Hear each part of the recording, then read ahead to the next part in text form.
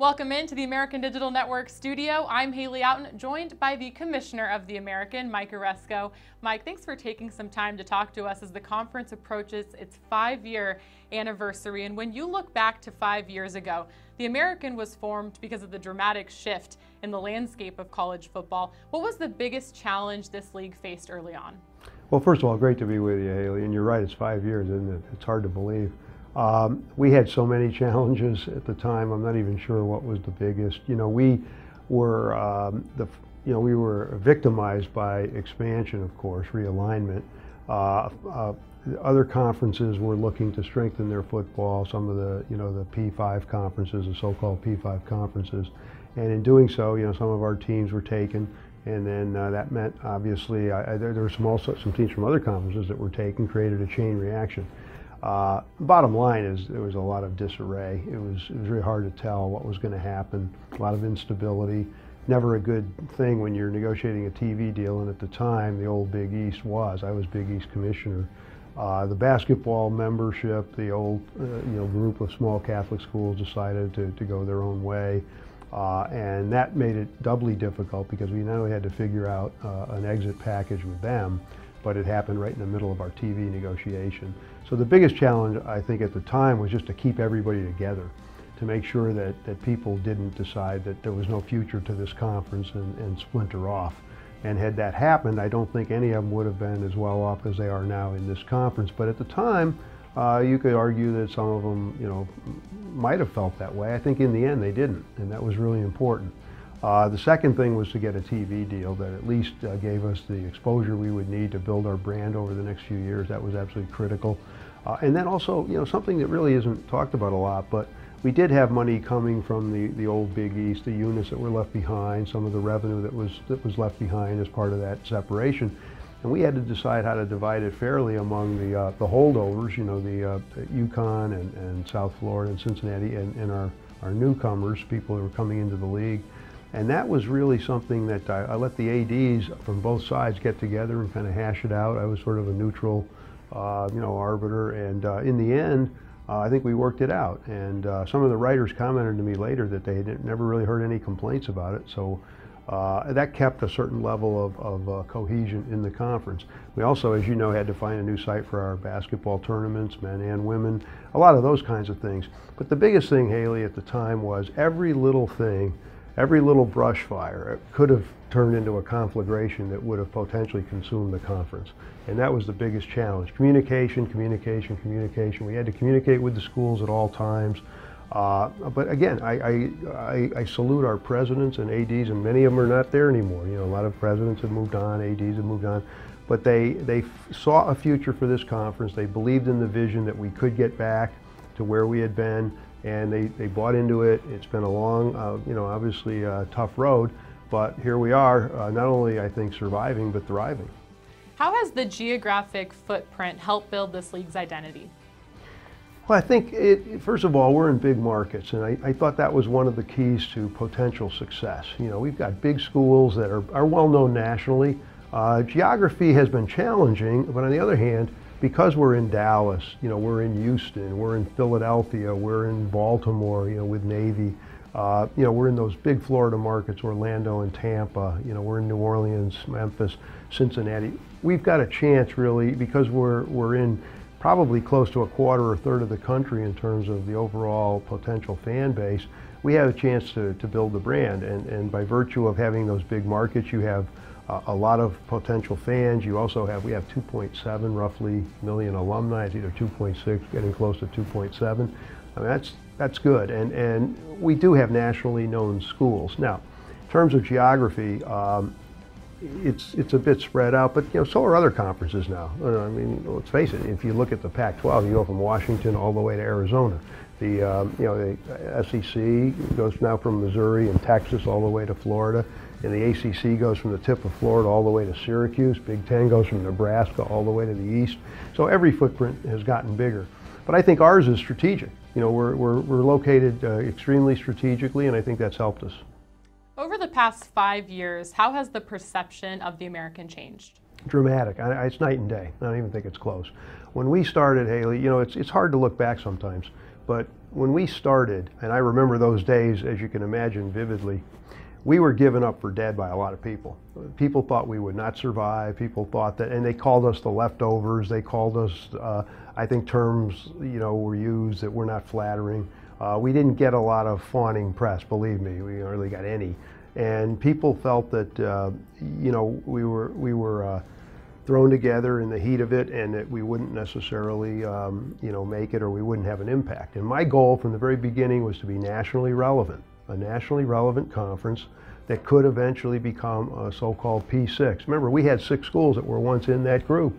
If you count, UConn, South Florida, Cincinnati, Temple in the old Big East, you had SMU and Houston in the old Southwest Conference. They were used to being in those, and we had so many on the cusp too. Schools like East Carolina and Memphis and UCF that were right there ready to join that group. But we were pretty much, because there was so much instability, I don't think people necessarily saw a bright future.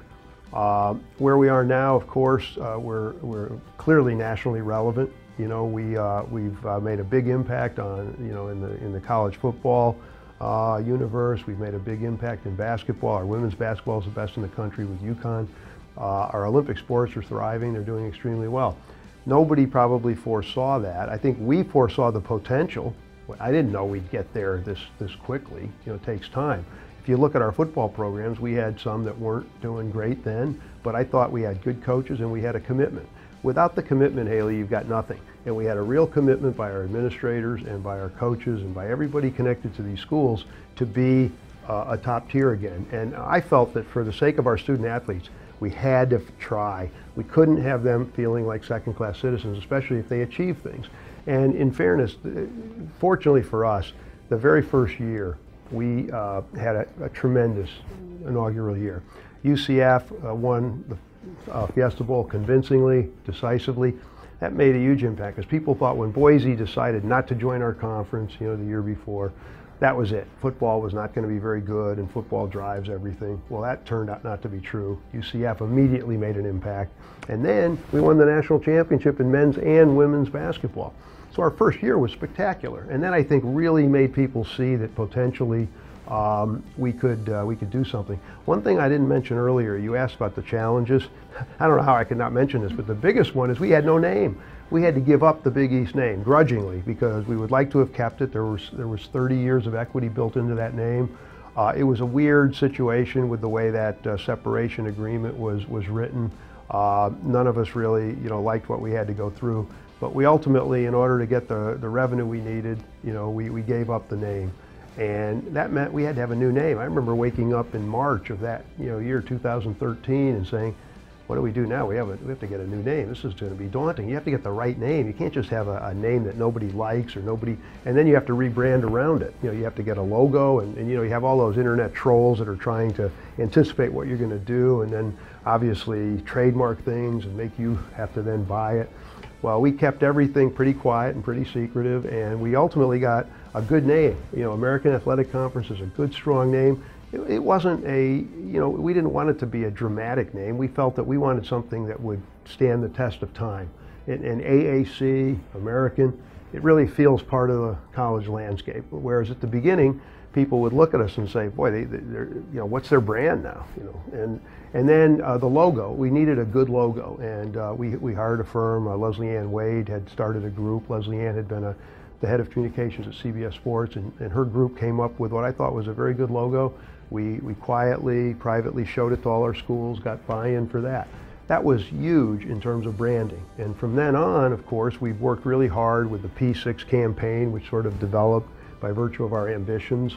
And it's all come together. Now we have to make it work in terms of a new TV deal. We have to make sure that our financial future is assured, and then we have to crack that, and I know you'll probably want to talk about that, but we need to crack that barrier, that P6 barrier, because this whole G5 business, group of five, that branding has hurt us. There's no question about it. You mentioned the name of this conference, the American, and if people didn't know it then, they're certainly starting to know it now, and in large part because of football. College football is an integral part to success in any conference. How has the American kept pace with other leagues?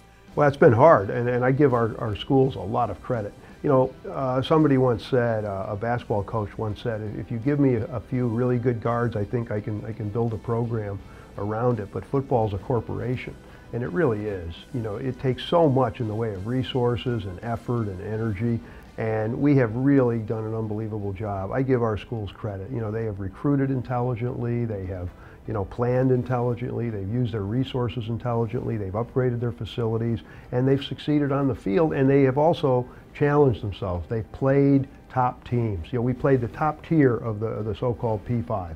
We call it now the other P6. But the point is, we played the Oklahomas of the world, the Notre Dames of the world, the Florida States of the world, the Penn States, everybody, you name it, and we have been very successful. Now, we had some seminal moments when Memphis beat Ole Miss in 2015, Temple beat Penn State that year. We had an undefeated Miami team go up and lose at Cincinnati. We had some really great moments. East Carolina, I think, won 5 or 6 straight against the ACC. We won those 3 big New Year's Bowl games over the last 5 years. If you do it once, it's perhaps a fluke, but it's not a fluke if you do it 3 times against top 10 teams and you do it decisively. And it wasn't just one team that did it. It was UCF and Houston. We've had as many as 7 or 8 teams, I think, win 10 games over the last few years. So this is a very deep conference. We have really built our football. I'm very proud of our schools because that's hard to do. Think about it. You're playing against teams that have unlimited budgets, it seems. They have all this money coming in from TV and other sources, bowls, and they're also brand names. They've been around for God knows how many years. They're flagship state universities. You're talking about the blue bloods of college football. We've taken them on and we've won. We've got a chip on our shoulder, which is great. Our kids play hard, and that's the whole point, Haley. I want them to get credit for that. I sometimes think, though, we're still fighting a battle to get the kind of recognition we deserve. We've done so many great things, but and I'm not complaining, but I do think that at times the media still doesn't give, because we're a G5 brand. If we were a P6 brand, I think it would be totally different. Now we're trying to brand ourselves and hoping others join us, and I think they are. I think they're recognizing what we've done. But it's been remarkable, and I hope it continues. I think it will. I think our infrastructure gets stronger every year. I think a better TV deal will certainly help provide more resources. But it's not been easy, but it has been huge. And football, you're right, absolutely drives not only TV deals, but it drives your perception. Basketball's been great, and we've had some good basketball. Haven't been as successful as I thought we'd be 5 years ago after we won that first national championship, but we're back now. And when you look at our roster of coaches and you look at our basketball, we're going to be just fine. UConn women have been a crown jewel of our league, and that's been great too. So I think we're poised to do even better, but I tip my cap to our schools for the commitment they've made. So many defining moments across a wide variety of sports in this conference the past 5 years. Why is that Power 6 narrative so important to you? It's huge because it's branding. You know how branding is it defines who you are, and perception becomes reality. It's really important to get credit for what we've done. And I think, Glenn Tuckett, who was once the athletic director at BYU, wonderful gentleman, he once said, success unattended is a real tragedy. And we've had incredible success, and it's been my goal to make sure I gave voice to that success and that we promote our conference relentlessly. And Danny White, for example, has done an unbelievable job with UCF and their national championship and all the publicity that he's generated for them. And you just can't do enough in this area. But I think we also have gotten our coaches and our athletic directors and others involved in this campaign. One thing, we do things differently, and I think I've said many times, Haley, we're the JetBlue of the universe. We're not Delta, we're not United, we're not American, but we don't have to be. We don't have to be the Big Ten, we don't have to be the SEC. We just have to be the next group next to those 5, and sometimes we're ahead of some of them. We had more draft picks than the Big 12, last year. This year we had almost as many. And I think our ABC games outrated the Big 12s this year. And I'm not singling out the Big 12, but the point is we're right up there with the P5 in so many different metrics. We're not there in all of them. We don't have to be. But the point is we have, over a short period of time, really established ourselves, as a really nationally relevant contending conference. Now, P6, you asked the pertinent question. It is hugely important. We have got to somehow, crack that barrier.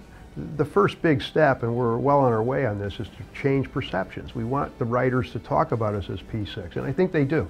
we needed that separation. We love our brethren in the G4, but we needed to separate because I don't think we are the same. Our budgets are better. You know, we pay our coaches more. I think we're generally stronger. Our big markets, big nationally known schools. I think we are much closer to the P5. I've always thought that, and I think we needed to show show results on the field, which is always critical. But we're also paying cost of attendance. We're adopting all the autonomy legislation. We're graduating our players. Our schools academically are terrific, and you know, they're hurt by this branding too, even academically. You know, I don't want to be viewed as not in that whole P5 universe when it comes to recruiting students, you know, admissions generally. It doesn't matter, it's not just sports here. So the branding is extremely important. And again, what I've said also is to get to that P6 level, we're not trying to do it with fluff. We're not just saying we're that. We're doing it because we're establishing results. I can point to things. I would lose credibility if I was talking about a certain level that we really hadn't earned. Look what we've done. Look what we've done in football. Look what we've done in basketball. Look what we've done in women's basketball, Olympic sports. We've had a golf champion. We've had multiple NCAA teams in all our sports. We have outstanding track and field, volleyball, women's and men's soccer. I mean, we've got great sports all around. And you're always going to omit a few that you should mention. And the addition of Wichita was wonderful for the conference. That's been great. That's enhanced our basketball brand. They've got great baseball historically. They've got great women's basketball, volleyball. They've been a tremendous addition. And Navy, what can you say about the Naval Academy? I mean, it's one of the revered institutions in the country.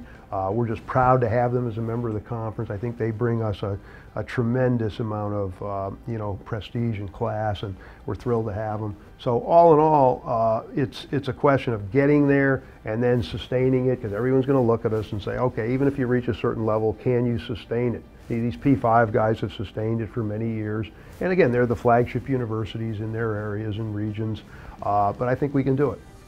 Let's talk basketball. So many schools in this conference have a great basketball heritage. How has the addition of Wichita State impacted the American? Oh, it had a huge impact right away. There's no question. And partly because we hadn't yet been perceived as being, I think, as good as we were this year. When they joined, a good decision was to have them come in right away and not wait a year. They were a highly ranked team. I think they created a real buzz around the conference. There's no question about it. And it helped us all. It helped them too. It helped them get a 4 seed. Even though they did lose several games, that wouldn't have happened probably in the old Missouri Valley Conference that they were in, even though that's an excellent conference. I think our basketball, though, has always had potential. We've been sort of snake bitten a bit. You know, we won the national championship, and SMU was supposed to have Emmanuel Mudiay, who's now in the NBA. He decided to go to China. SMU had that 1 year when they had an unbelievable team and they were ineligible for the NCAA tournament. We thought unfairly so, but that hurt us. We had some teams like SMU the first year, Temple subsequent years that we thought should have been in the tournament and weren't. And then we lost these gut-wrenching games in the tournament going back a few years. It wasn't just this year, that weekend where we just tore our hearts out, But even then, we're resilient. We'll bounce back. The emergence of Houston with Kelvin Sampson, the emergence, obviously, of UCF with Johnny Dawkins, the steady play of Cincinnati. We've got a great conference, and now that UConn has hired Dan Hurley, Penny Hardaway at Memphis, there's a real buzz around the conference. It may not happen immediately, but this is going to be a really, really good basketball conference. I mean, it already is, but it's going to be sending, I think, as many as 5, 6, 7 teams to the NCAA tournament on a regular basis. This year, without the injuries that hit SMU and UCF, we might have had 5 teams. We had 3. We had the highest seeds we've ever had. I thought we'd maybe lost a little focus with basketball, and in part because, there's so much effort that goes into what we had to do to build this conference. I'm not sure that's it necessarily. As I pointed out, we did have some bad breaks in basketball, but we were not as good as we needed to be.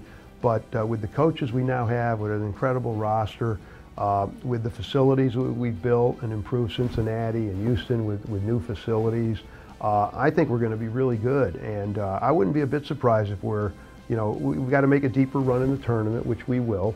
And it's just a matter of time. And of course, women's basketball with Gino and our other schools. And this year was a little bit of a down year for the rest of our league in women's basketball, but We've had 3 tournament teams pretty regularly. We've often had 4 that were in contention. That'll come back. We had some injuries, we had some transition. Another great group of women's basketball coaches to go along with Gino, and I think we'll be fine there too. TV deals are a lot of the talk right now. How have you and the conference membership begun preparing for the upcoming media rights negotiations? Well, we've been thinking about it for a long, long time, and we started the preparation really a few years ago, this is obviously a pivotal year. We're preparing now. We're in the thick of it all. We're working with consultants. We are analyzing our rights. We're determining our strengths, and we don't really feel we have weaknesses, but everybody, of course, has to look at their strengths and weaknesses. We think, though, we've got a tremendous brand, and we think we've got a tremendous amount of really quality product. We think we're an elite conference. We think we provide elite product. We think that that'll translate. You know, sports rights are always valuable. Let's face it, they're the most valuable. Live sports rights are the most valuable things out there. We put a tremendous product on the field and on the court.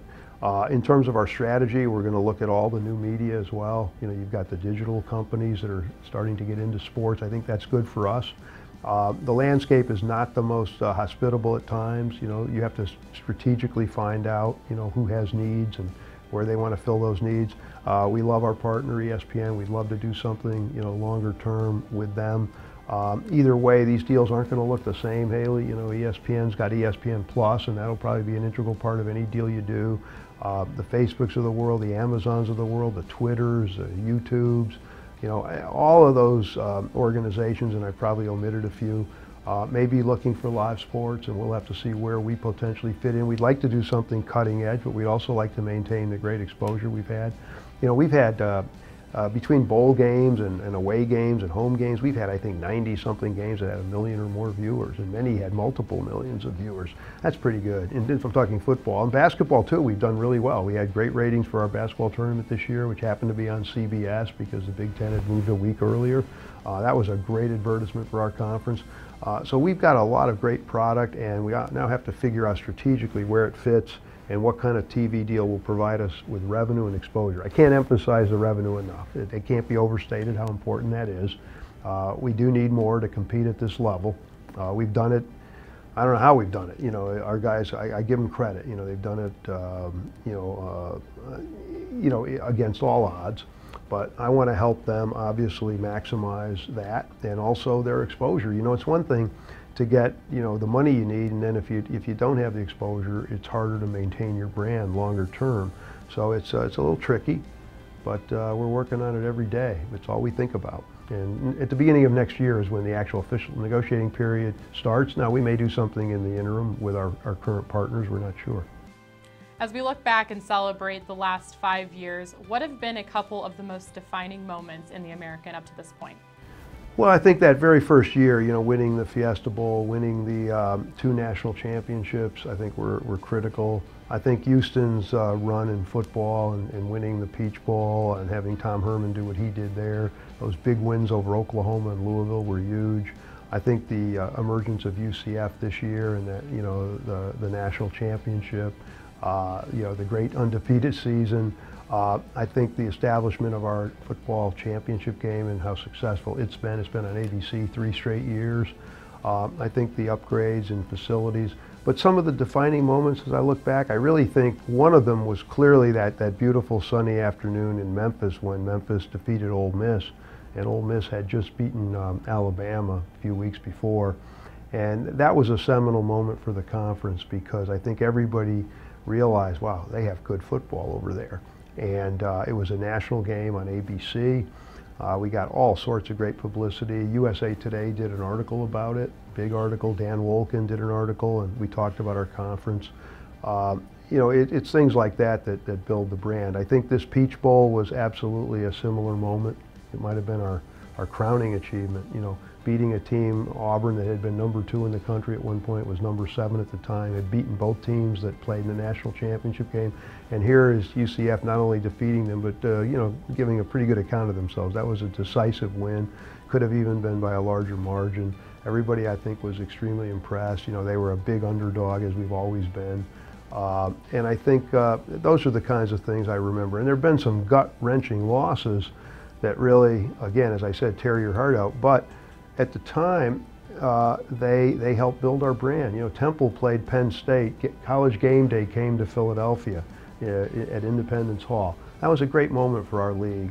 And that night, Temple almost beat Notre Dame. I mean, it was this close. They were leading with only a few minutes left. Ultimately didn't win the game, but they gave a great account of themselves. Notre Dame was, I think, 9 in the country. Could have easily been number 1. They lost a close game to Clemson.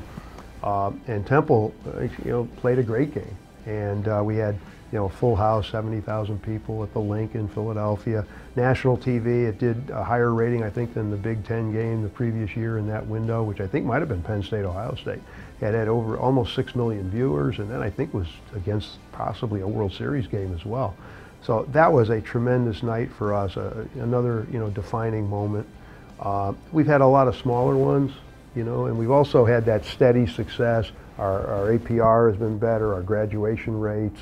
Our schools have been doing so many things academically and culturally that have been great. But in terms of those defining moments, I think those are some of the ones I recall. When you look back at the last 5 years, what are you most proud of relative to the conference's success? I think I'm probably proudest of the commitment our schools have made to doing what we're doing, and the support that they've given each other and what they've provided for the conference to work with. If you don't have that success, then there's very little that we can do. I'm also proud of my staff. I'm proud of the conference staff and what they've done and how hard they've worked. I'm really proud that we've put together what I think is a classy conference. I think we try to do things in a classy way. We try to make sure every communication we put out is well thought out. We try to make sure that we put our best foot forward at all times. We have a good relationship with the media. We have good relationships with our peers. We try to work well with our schools, and I think that's really important. I guess I'm proudest of the fact that we've created cohesion in a very difficult environment. Remember, this conference has an unusual history. It has an unusual makeup. You had that whole thing, as you know, a year ago with the Big 12, and I think our schools handled it very well, and I think our conference handled it well. We realized that they had to do what they did, but I think camaraderie was maintained because we understood why they were doing what they were doing, and everything ultimately worked out. We thought we might even lose some schools. We ultimately didn't. I think there's even greater cohesion now. And I think, what you saw with that rescheduling those hurricane-affected football games this year, that I think was one of our proudest shining moments, because I think everybody came together and did something for the good of the conference that individually didn't help a lot of our schools. A lot of them made sacrifices to do that. It did not help them competitively to do what they did in making those changes, but they wanted to get a full conference schedule back together, and I think they showed what it's like to really be a cohesive conference. But again, Haley, we're not a typical conference, and we're stuck with this whole P5 situation, which is very difficult. We also are geographically a little disparate. We had schools that did not have relationships. We don't have rivalries going back 100 years. We're developing a great one on I-4, the war on I-4 with the 2 Florida schools. We've got other rivalries, but it's not a group that really had a lot in common, but they've come together. I use one example. I think you may recall one of my, I make a brief speech at our spring meetings, and I think I talked about our vision for the conference and what it meant. And I said, the example I think of is that very first football game in the league. It was between Houston and Temple, and it was at the Link in Philadelphia. Sparse crowd, very sparse crowd. The Houston people and the Temple people really didn't know each other. There didn't seem to be, I was at the game, there didn't seem to be a lot in common. It was a good game on the field, it was a close game, but I thought, okay, we've got a lot of work to do, to make this a conference that feels cohesive. And then sure enough, just a few years later, we have a championship game, our inaugural championship game, turns out between Houston and Temple, of all things. And it's in front of a full house, 42,000 people at Houston. It's on ABC national TV, and these two teams are real rivals. I mean, they are fighting hard. They've been the 2 best teams. They play a terrific game. Houston wins and goes to a New Year's Day game, which it subsequently wins. And I thought that was the vision. Think about that opening game, You know, when I flipped the coin, it was our first game in the conference game, and then look a few years later, look what we had. And that's it. It almost reminds you of that commercial that GE used to do where they showed a football game in the early 1900s with some lights strung up, you know, and they're trying to play a game at night, and then flash, and all of a sudden there's a big, beautiful stadium all lit up with a Monday night football game. And that's how it felt to me in terms of where our conference had gone. And since then, we've had great championship games that have been extremely well attended. We had a great basketball tournament, you know, on CBS. We've had great basketball tournaments. Our women's basketball team has excelled, UConn. Our league has done so many great things. We've had Rhodes Scholars. We've had Sullivan Award winners. We've had a Nagurski winner, an Outland Trophy winner. We've had Heisman candidates. It's been one thing after another. And to me, that it just shows you, you know, the vision was, okay, you take a structure that maybe needs a little work, and at the time we were founded, and reinvented is really what we were. We were still a conference that was the successor to the old Big East, but we had to be completely reinvented. We were almost brand new, and it needed some work. But then look, a few years later, that's a beautifully, you know, renovated house, and now we've got a chance to really, really make our mark. So that's what I think I take great pride in, the fact that we've developed it. I give all the credit to our schools. As I said, all to the student athletes too, and coaches. I don't play the games, you know, they do. They had to do this. They had to achieve this against incredible odds. When you're going in and playing Oklahoma, they're the #3 team in the country, or you're playing, you know, Louisville, #3 team in the country, or you're playing the Notre Dames, the Florida States, or in basketball, we go in and you know, in our tournament, Houston's playing Michigan, and you know, Cincinnati's playing all these good teams, and UConn had to win 6 incredible games to win the national championship in 14. They beat virtually every conference champion in the NCAA. And then you know, you look at what we had to do in Olympic sports to do what we've done, winning a golf individual championship, Bryson DeChambeau at you know, at SMU. I just couldn't be prouder of what they've done, and I feel a real you know, sense of stewardship and a real sense of responsibility to make sure we provide them the resources so they can keep doing it, because I do not want these student athletes to in any sense feel that they're so-called non-power, that they're somehow second-class citizens. I mean, it really is a motivating influence every day I come to work to make sure that we give them every opportunity to be on the biggest stage, and when they succeed, that they get credit for it.